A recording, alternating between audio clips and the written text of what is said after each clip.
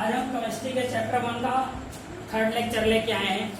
हमने आपको बताया था 4 टाइप के रिएक्शन आपको हम बता चुके हैं।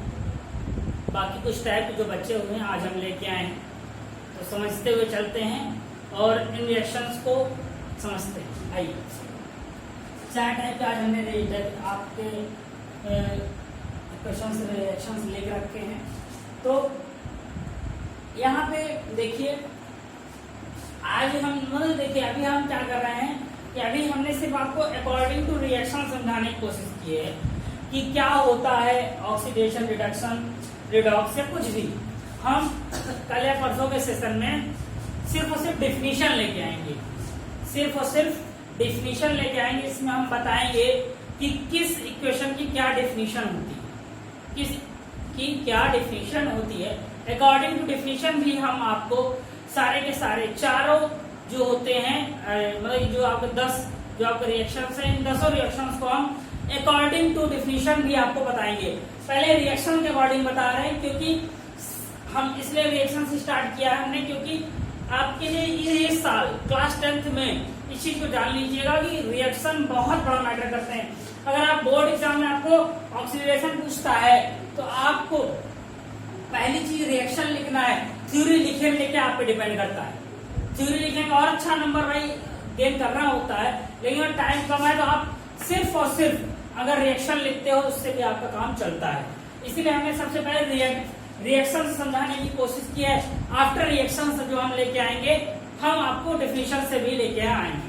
तो पहला क्वेश्चन है neutralisation reaction. Neutralisation reaction, neutralisation word से ही समझ आ रहा होगा कि ऐसा रिएक्शन जो कि रिएक्ट होने के बाद न्यूट्रलाइज कर दे, न्यूट्रलाइज कर दे। ये देखिए, ये है आपका सोडियम हाइड्रोक्साइड, ये क्या है? सल्फ्यूरिक एसिड है। अब ये 2 चीजें हैं। सबसे बड़ी चीज ये एसिड है, ये बेस है।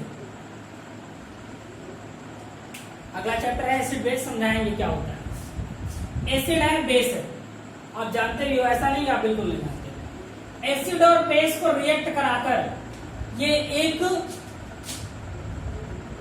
Na2SO4, Na2SO4 क्या है आपका?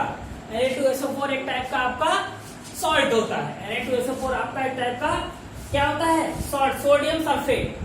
सोडियम सल्फेट ये हमारा क्या है? एक टाइप का सॉल्ट है। सोडियम सल्फेट मतलब कि यहाँ से हमको वाटर मिल रहा है। तो आप देखिए, एसिड और बेस रिएक्ट करके अगर हम सॉल्ट कहीं पे भी बनाते हैं, जब आप एसिड बेस चैप्टर पढ़ोगे तो उसमें हम आपको बताएंगे एसिड और बेस के रिएक्शन से अगर कहीं पे न्यूट्रलाइजेशन हो रहा है, उसका मतलब ही है कि सॉल्टी बनेगा। जो भी बनेगा सॉल्टी बनेगा। आज तक आप जानते रहे होगे कि भैया सॉल्ट से NaCl होता है। हाँ, ये होता है, ऐसा नहीं मैं नहीं कह रहा हूँ नहीं होता, लेकिन ये भी होता है। ये आप ये भी खाते हो, ये भी खाते हो, और ज्यादा मात्रा में ये नहीं खाते, ये खाते। ज्यादा मात्रा में आप ये सॉल्ट नहीं खाते हो, ये खाते हो, क्योंकि ये आपको प्योर फॉर्म में मिल जाता है। क्योंकि देखिए, ये सॉल्ट वो है जो कि आपका जो समुद्र के किनारे से मिलता है, तो वहां से आपको नहीं कंपनियां ला के देती हैं। आपको कंपनियां वहां से लाने के बाद इसको प्योरीफाई वगैरह करती हैं, तो यहाँ से ये हमको मिलता है, जो कि ये थोड़ा सा अच्छा होता है, ये भी चलता है। इसमें बहुत से आपको लगभग एसिड बेस चैप्टर में हम 10 से 12 सॉल्ट के नेम बताएंगे आपको। तो ये क्या है? एसिड है, बेस। एसिड बेस रिएक्ट करने के बाद जब सॉल्ट बनाता है और जल वाटर निकलता है, तो ऐसे रिएक्शन को हम न्यूट्रलाइजेशन रिएक्शन कहते हैं। क्या कहते हैं? न्यूट्रलाइजेशन रिएक्शन कहते हैं। 6 जो रिएक्शन है, ऑक्सीडेशन रिएक्शन।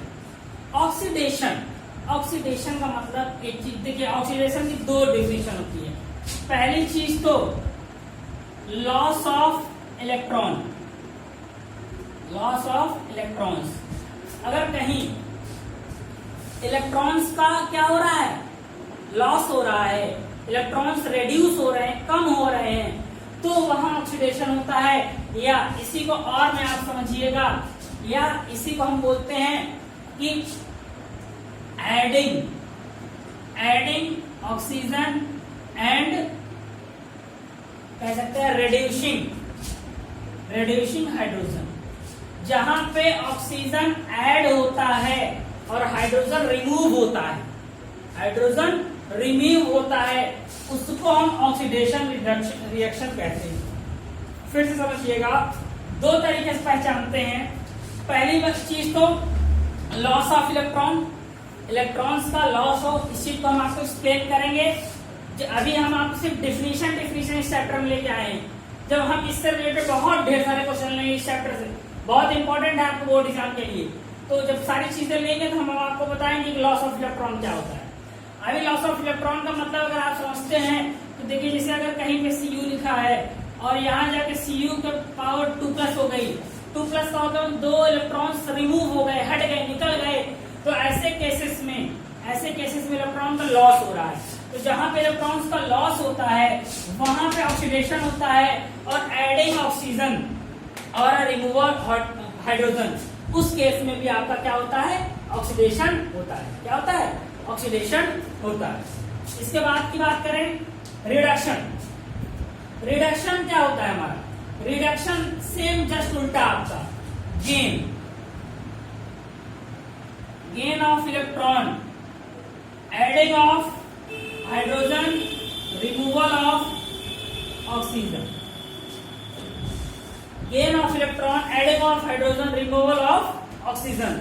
उस केस में जब आपका इलेक्ट्रॉन गेन करता है, जैसे मान लीजिए यहाँ 2- आ जाए, Cu पे यहाँ पे 2- आ जाए, मतलब 2 इलेक्ट्रॉन मिल गया। जहां पे भाई इलेक्ट्रॉन बढ़ेगा, जहां इलेक्ट्रॉन गेन करेगा, वहां पे क्या होगा आपका, वहां पे आपका रिडक्शन होगा, और जहां पे लॉस करेगा वहां ऑक्सीडेशन होगा। जहां पे हाइड्रोजन ऐड होगा वहां रिडक्शन होगा। हाइड्रोजन ऐड होने का मतलब क्या है, हाइड्रोजन ऐड होने का मतलब हाइड्रोजन की एडिंग होगी।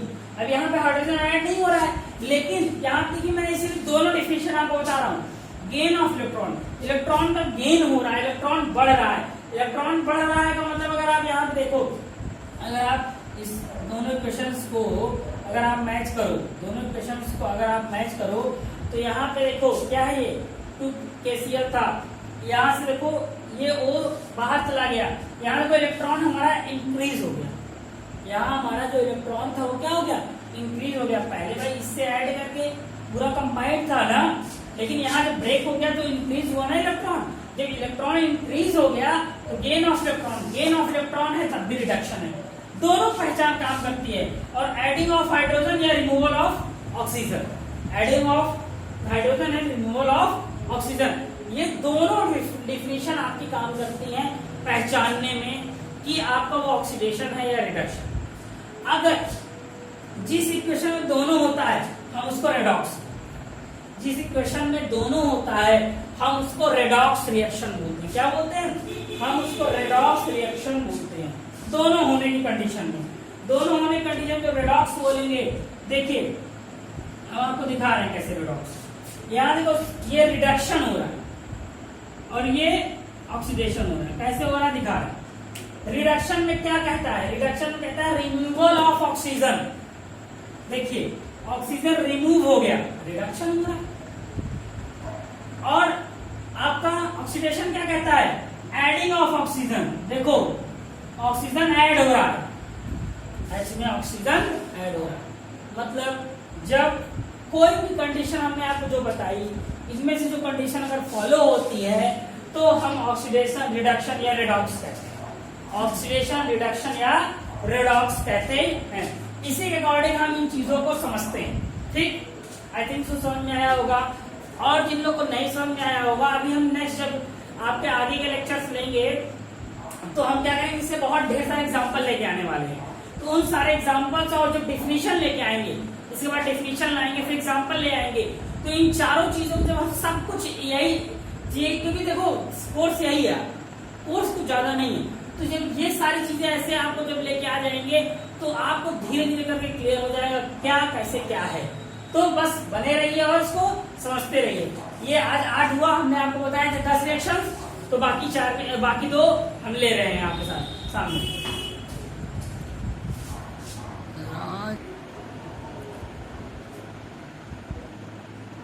नेक्स्ट 2 लेके आए आपके सामने, एक्सोथर्मिक, एंडोथर्मिक। 2 टाइप रिएक्शन बचे थे, इन दोनों को भी हम आपको बता रहे हैं। उसके बाद 2 टॉपिक हैं इस चैप्टर के, ओजोन और एनसीपीटी। कोरोजन और रेंसिडिटी। अगर देखा जाए तो आपका जो चैप्टर है यहीं पे फिनिश हो जाता है, यहीं पे फिनिश हो जाता है। लेकिन इसमें आने वाले बोर्ड के जो क्वेश्चन है वो इस टाइप के नहीं होते। किस टाइप के होते हैं हम वो नेक्स्ट लेक्चर्स में आपके लिए लेंगे। तो एक्सोथर्मिक रिएक्शन वो होता है, एक्सोथर्मिक रिएक्शन हम उनको बोलते हैं जिस रिएक्शन में सिर्फ आप जान लीजिए एनर्जी क्या होती है, निकलती। एक्सोथर्मिक में एनर्जी क्या होती है, निकलती है, और एंडोथर्मिक में एनर्जी अब्सॉर्ब होती है। इसमें क्या होती है, एक्सपेंड होती है, इसमें एब्सॉर्ब होती है। जिसमें एनर्जी निकलेगी उसको हम एक्सोथर्मिक, जिसमें एनर्जी हमको देनी पड़ेगी उसको क्या बोलेंगे, एंडोथर्मिक। ये दो टाइप के रिएक्शन आपके एक्सोथर्मिक और एंडोथर्मिक होते हैं। आपसे पेपर में एंडोथर्मिक और एक्सोथर्मिक का एग्जांपल पूछता है, एंडोथर्मिक और एक्सोथर्मिक का एग्जांपल पूछता है। उसके बाद बात आते हैं कोरोजन और रेंसिडिटी। कोरोजन और रेंसिडिटी होते क्या है, वैसे तो आप ये चीज पढ़े होंगे। कोरोजन अगर देखिए तो कोरोजन क्या होता है, किसी भी मेटल पे, खास करके लोहे पे होता है, लेकिन किसी भी मेटल पे अगर जो एक जंग टाइप का लगता है, वो लगने का जो प्रोसेस है वो क्या होता है, कोरोजन कहलाता है। ये लगता क्यों है, जो आपका एयर होती है, जो एयर होती है ये किसी भी मेटल से रिएक्ट करके उसके जो अपर लेयर होती है उसको धीरे धीरे धीरे धीरे खा के खत्म कर देता है। उसको कि कहने के लिए वो क्या करता है, उसकी परत को उतार देता है। तो उस तरीके से कोरोजन, जो उसको हम कहते हैं मूर्छा लग गया है कोरोजन, इससे बचाने के लिए हम क्या करते हैं, इसको पॉलिशिंग रबिंग ये सब करते हैं। इसको हम क्या बोलते हैं, रस्टिंग ऑफ आयरन। जो पॉलिशिंग रबिंग करके हम उसको बचाते हैं उसको हम रस्टिंग ऑफ आयरन कहते हैं, जिससे कि हम उसको कोरोजन से बचा सकते हैं, पॉलिशिंग से, ये सब चीजें। आपसे पूछ लेता है कि what we do to reduce the corrosion, corrosion को रेड्यूस करने के लिए क्या कर सकते हैं, तो आप बता सकते हो पॉलिशिंग या रबिंग या rusting of iron. Rancidity, rancidity क्या होता है, रेंसिडिटी ये होता है कि जब खाने हैं या फूड मटेरियल्स में जो आपका ऑक्सीडेशन का, किसी कारण ऑक्सीडेशन के कारण, ऑक्सीडेशन के कारण होता क्या है कि जो आपका फूड आइटम होता है वो खराब होने लगता है, थोड़ा सा बेकार होने लगता है, उसकी महक बदल जाती है, टेस्ट बदल जाती है, उसको हम रेंसिडिटी कहते हैं, उसको हम रेंसिडिटी कहते हैं। तो ये हुआ इस चैप्टर के टॉपिक्स क्या क्या है, ये हम अपने आप को एक्सप्लेन किया। नेक्स्ट जो हमारा लेक्चर होगा केमिस्ट्री में, उस केमिस्ट्री के लेक्चर में हम आपको लेके आएंगे कि इससे क्वेश्चन क्या आते हैं, तो उस सारे क्वेश्चन हम आपको कराएंगे। So guys, thank you for today.